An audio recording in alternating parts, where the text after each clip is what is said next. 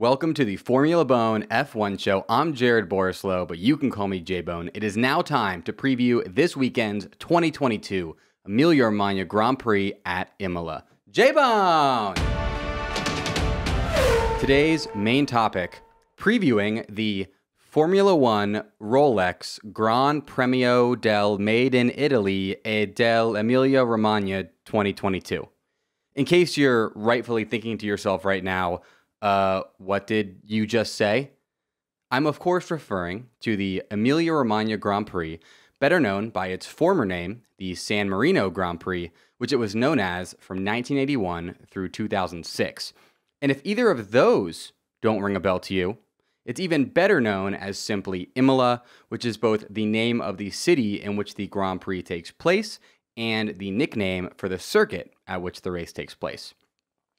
The full name for the circuit, if you were wondering, is Autodromo Internazionale Enzo e Dino Ferrari, the length of which may help you understand why people like to refer to it as simply Imola.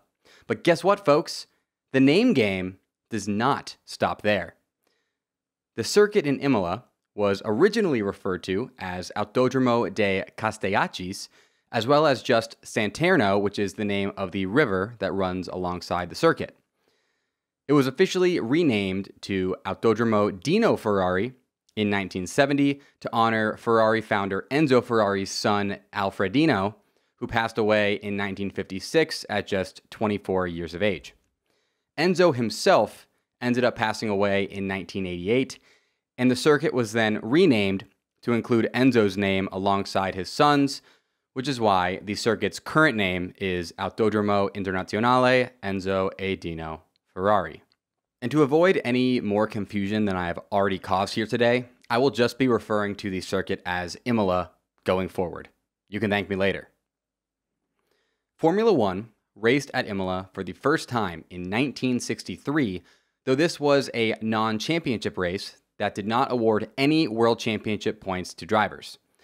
Formula One did not return to Imola again until 1979, when it came back for another non-championship race. The purpose of hosting this non-championship race, though, was interesting, because it was not just for entertainment, but also to qualify Imola to host a Formula One World Championship event the following season in 1980, as Imola was pegged to host the 1980 Italian Grand Prix while Monza underwent some circuit refurbishments. Thus, the first Formula One World Championship event held at Imola was the 1980 Italian Grand Prix, the first Italian Grand Prix since the Formula One World Championship era began in 1950 to not be held at Monza. However, the Italian Grand Prix was set to return to Monza in 1981, which meant Imola would no longer have a Formula One World Championship event on the calendar. The track owners at Imola had to get creative here and think of another way they could host a Grand Prix, considering the Italian Grand Prix was already taken by Monza, obviously, and generally a country is only approved to host one Grand Prix per season. Now, something true, both in the early 80s and today, is that the United States is seemingly exempt from this unwritten restriction due to the size of both its land and its consumer market, which makes some people in Grand Prix-less countries obviously very angry, which is understandable. Now, in an attempt to have Formula One return to Imola for the 1981 season, Imola's owners, in a genius move, reached out to the nearby microstate of San Marino, which is a landlocked country contained entirely within Italy, that is the fifth smallest country in the world at 24 square miles or 60 square kilometers, and has a population of just around 34,000 people. Because San Marino is only about 62 miles or 100 kilometers from Imola, Imola's owners realized they could have the Motorsport Authority of San Marino apply for a Formula One Grand Prix in the name of San Marino as its own separate country to be held at Imola. The application was approved and Formula One returned to Imola in the form of the San Marino Grand Prix from 1981 to 2006, even though the event never took place in San Marino. Some pretty interesting F1 history right there. Now, some additional facts about Imola. While Ferrari are, of course, absolutely beloved at Monza, due to Monza being the host of the Italian Grand Prix, Imola is seen as the true home circuit of Scuderia Ferrari. I mean, the circuit is literally named after Ferrari, if that's not enough reason for you, but it's also located just 56 miles or 90 kilometers from Ferrari's home base of Maranello in Italy. So you should expect to see a lot, and I mean a lot, of tifosi, which is the name of Ferrari fans, out at Imola this weekend, donning their red and cheering on their handsome Charlie driver duo, Charles Leclerc, Carlos Sainz. My friend called them the Handsome Charlies, and it's really sticking with me. If you like Handsome Charlies, let me know, because I've been thinking about making some Handsome Charlies merch, okay? So shoot me a comment on YouTube, DM me on Twitter or Instagram. Let me know if you would buy a Handsome Charlies shirt. Okay, so enough about the Handsome Charlies.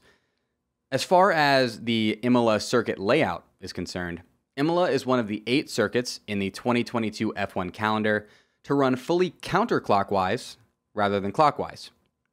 It features 19 corners, and the Grand Prix will be contested over the course of 63 laps around them. Imola features just one DRS zone, which contrasts very greatly to the 4 DRS zones that the drivers were using on Friday in Australia at the last Grand Prix. Going from 4 to 1 is pretty interesting. Luckily, they were able to go to 3 in between there at Australia.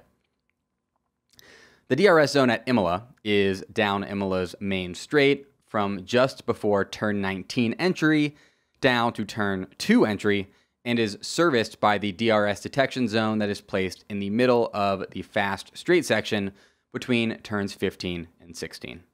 As you all know, I like to talk about F1 history when previewing Grand Prix, and I'd be remiss if I did not let the normally upbeat Formula BONE F1 show get gloomy here for a bit to discuss how Imola was the site of the darkest weekend in Formula 1 history, that of the 1994 San Marino Grand Prix.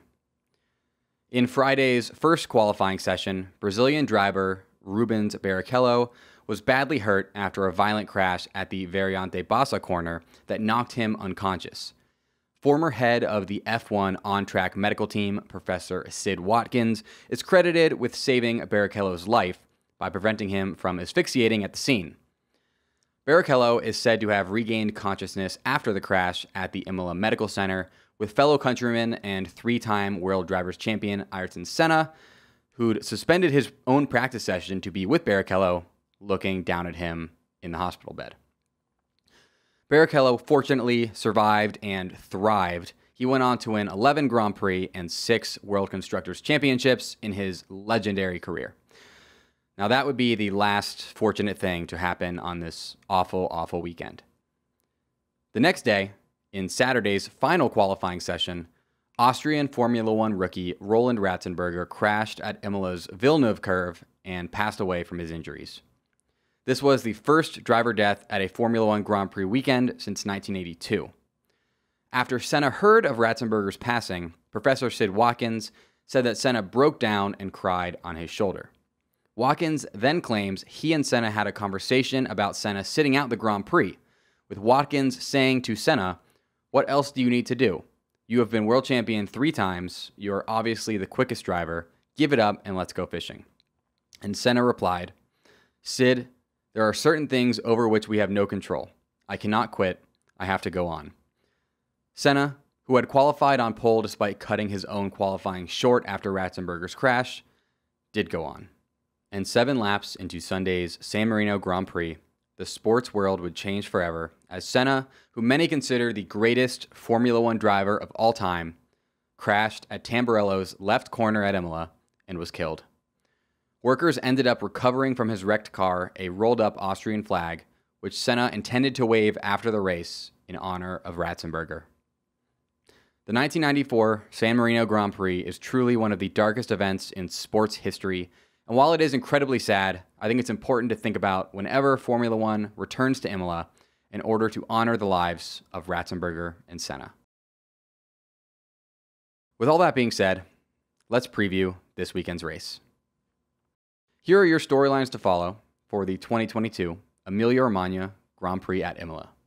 The first storyline, F1 Sprint returns this weekend at Imola. As we all know, F1 Sprint can make for some crazy race weekends. You need look no further than the most recent sprint weekend in Brazil last season for evidence of that, as the sprint weekend format allowed Lewis Hamilton to start the sprint race in P20 and finish the Grand Prix P1 on Sunday, despite Max's best and worst efforts to stop him from getting P1. For those of you wondering, here is how 2022 F1 sprint weekends are formatted. Friday features a 60-minute free practice 1, or FP1. Now, what's significant about this free practice session is that it is the only one all weekend outside of Parc Fermé conditions, meaning it is the only one during which teams are allowed to make any real changes to their race cars. This is because FP1 is followed by qualifying right after it, and Parc Fermé always begins right before qualifying. The fact that sprint weekends have just one free practice session outside Parc Fermé conditions has a huge effect on whether or not teams decide to upgrade their cars at F1 sprint weekends, because having only one practice session with which to test out your upgrades is not ideal with regard to, making sure the upgrade is an upgrade and not a 0 grade or a downgrade. Okay?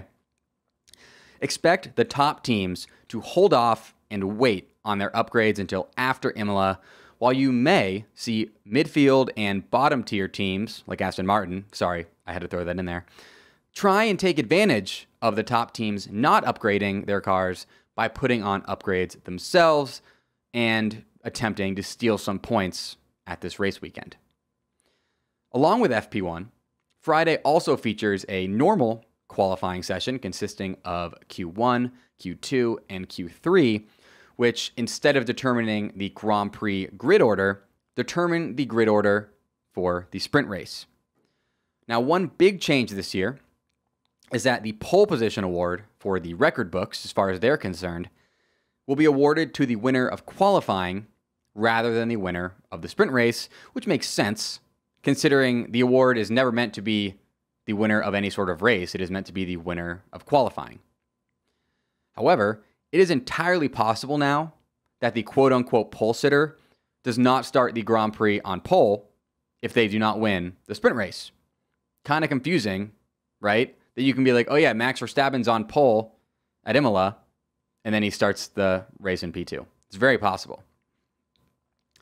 Saturday at the F1 Sprint Weekends in 2022 starts off with a 60-minute FP2 run under Parc Fermé conditions, which sounds really stupid in theory and is kind of stupid to have a free practice session done under Parc Fermé conditions. But there is a little bit of Parc Fermé leniency given to teams by Formula One to make FP2 not a total waste of time. This includes teams being able to make minor changes to brakes and suspension.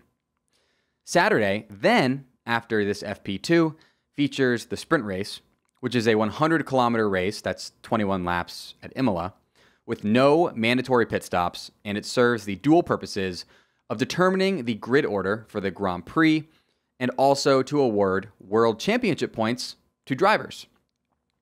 Last season, the sprint was relatively low stakes, with P1 getting a measly 3 World Championship points, P2 getting 2, and P1 getting 1. Now, this has been drastically changed this year. The stakes are very high, okay? This year, P1 gets 8 points. P2 gets 7 points, P3 6 points, P4 5 points, P5 4 points, P6 3 points, P7 2 points, and P8 even gets a point. It used to take P3 to get a point last year, and now P8 gets a point. Maybe Aston Martin has a chance now. Sorry. Got to stop throwing the Aston Martin digs in there. Got to get them in while I can, though. Got to get them in while I can. So there's also no additional point for fastest lap in F1 sprint races, though I guess a point of pride some may consider a point, but there's no actual world championship point for fastest lap. So what all this means is that if a driver wins all 3 sprint races in 2022, it is almost equivalent to winning a full Grand Prix. Insane. I predict that sprint race points will end up factoring heavily into the World Championship battle, as long as Leclerc doesn't end up just running away with it like he is kind of on a path to doing right now. And of course, Sunday at a sprint weekend in 2022 features the Grand Prix. And the starting grid at the Grand Prix is determined by the classification of the sprint race. My next storyline: will Ferrari continue their 2022 dominance at their home Grand Prix? Like I mentioned earlier, Imola is the home circuit of Scuderia Ferrari, who are off to an incredible start in 2022, with commanding leads in both the World Drivers' and World Constructors' Championships.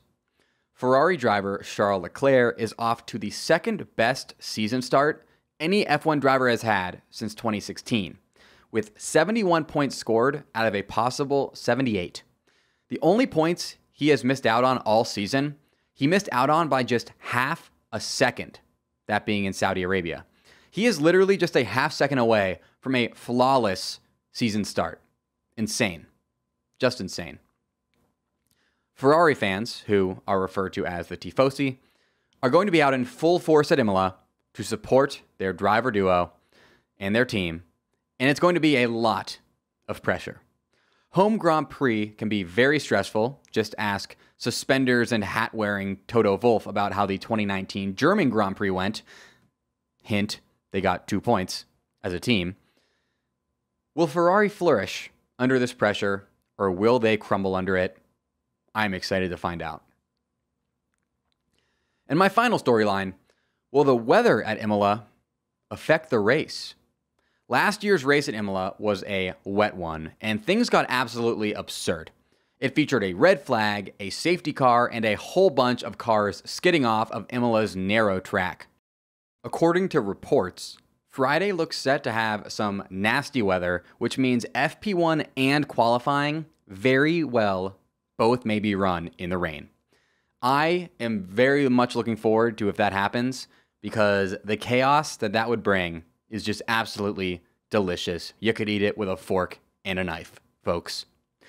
Now, for both Saturday and Sunday, there is a risk of rain as well. If you're a fan of rainy races and the insanity that they bring, get excited, because things could get bizarre this weekend if these forecasts play out. Especially if Pole goes to a midfield driver who excels in the rain like Ocon, and then the top teams are fighting to overtake them in the sprint race. There's so many scenarios that could lead to a chaos-filled weekend. The Australian Grand Prix didn't have too much chaos, right? Pretty dominant performance by Leclerc. He got a grand slam. Can't get more dominant than that. So this could be a nice little chaser for the chaos to come out, baby. I should note here that Latifi crashed out of the wet race last year at Imola, and not only did he crashed on the first lap of the race. I'm not saying he's going to continue his streak of crashing in race weekends this season, but I'm not saying it either. Latifi may not be about to have a good weekend, but you can make every weekend this spring and summer incredible with this episode's sponsor, Birddogs. Birddogs shorts are the best shorts you will ever wear, I promise you. And right now, you can get a free Birddogs tumbler with your order when you use code FBONE at checkout on birddogs.com. That's FBONE, FBONE, for a free tumbler. All spring and summer long, you know your boy J-Bone is in shortso mode.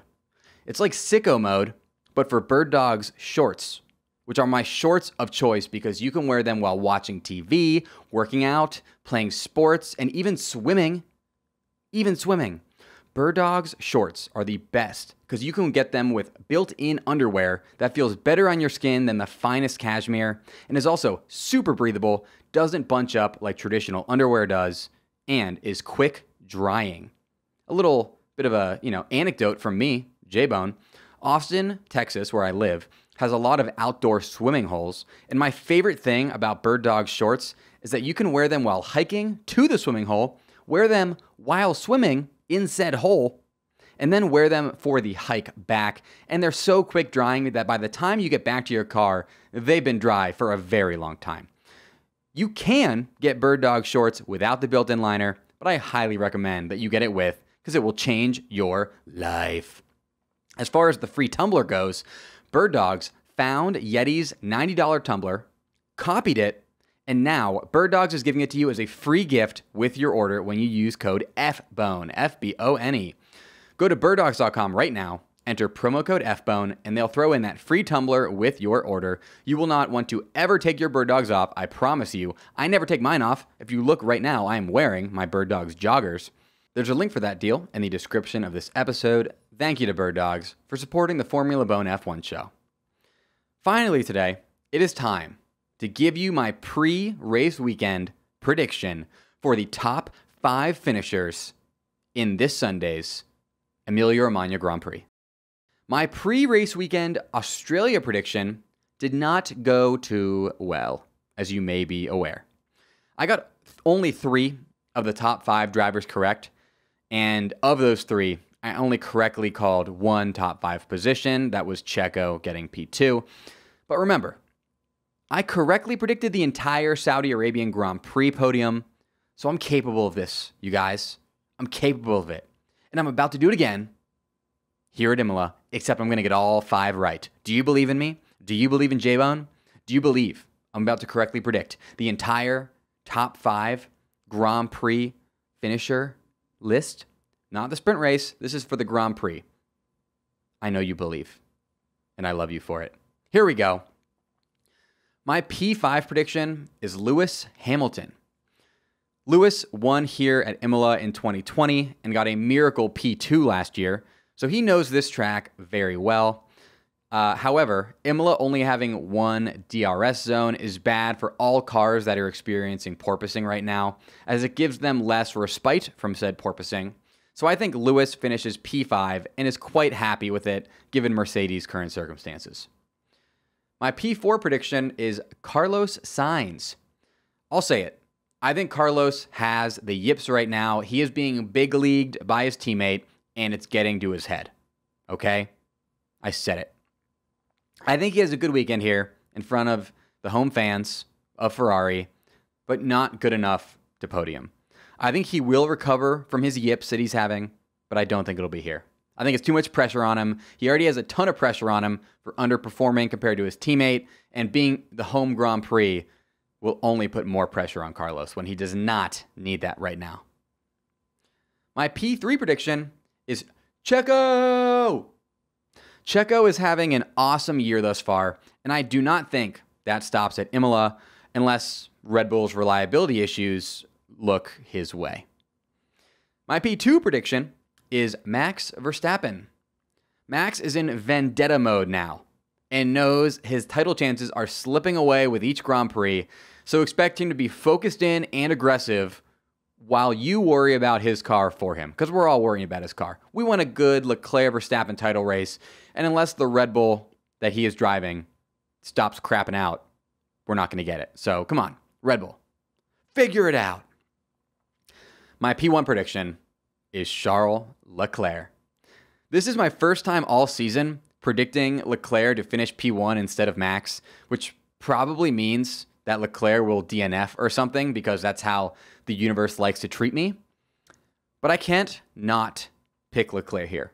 I cannot not pick Leclerc here.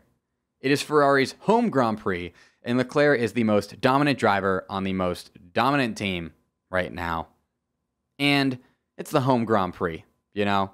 You know that Leclerc in his brain, after all these underperformances at Monaco, his home Grand Prix, he's going to want to be like, I'm a home Grand Prix guy, I can prove it.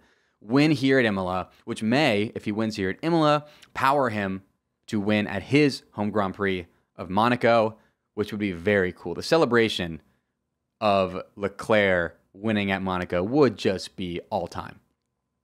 All time. Charles Leclerc may not know what time it is because his watch got stolen, but I know what time it is, and it is time for Charles Leclerc to get a P1 at Ferrari's home Grand Prix at Imola. That's it for today's episode of the Formula Bone F1 show. I hope you enjoyed it. I hope you enjoy Imola. And if you enjoyed today's show and you want to help me out, I'd really appreciate it if you could toss me a subscription, like, comment, review, rating, or any other form of engagement on whatever platform you're on right now so that said platform likes me more. Until next time, J-Bone!